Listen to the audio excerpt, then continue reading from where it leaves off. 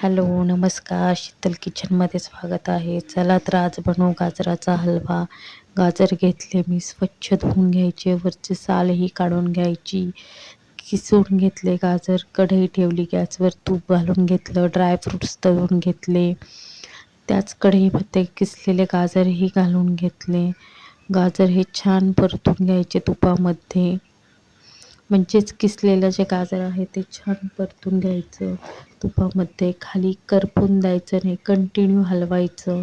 त्याचा जो कच्चापणा आहे तो निघून जाईपर्यंत हलवत राहायचं. ते हलवल्याच्या नंतर एका साईडला मी दूध गरम करायला ठेवलं होतं. दूध गरम झालं की तेही ओतून घ्यायचं.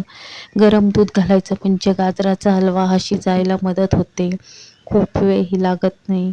बघू शकता तुम्ही. लांब व्हायचं ह्यावेळेस काय हे शिंतोडे उडू शकतात, हाताला भाजू शकतं. त्याच्यामुळे लांब थांबूनच थोडासा हलवा. मी साखर घेतली 1.5 वाटी. साखर टाकल्याच्या नंतर गाजराच्या हलव्याचा रंग हा चेंज होतो, छान रंग येतो त्याला.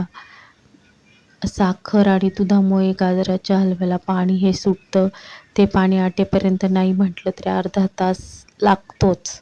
बारीक गॅसवर गॅस हा बारीकच गॅस ठेवायचा, फुल गॅस ठेवायचा नाही. लो गॅसवरच करायचं. ड्रायफ्रूट्स टाकून घ्यायचे. खवा घेतलेला मी, तोही घालून घ्यायचा. तुम्ही दूध पावडरही घालू शकता तुमच्या आवडीप्रमाणे. छान मिक्स करून घ्यायचं.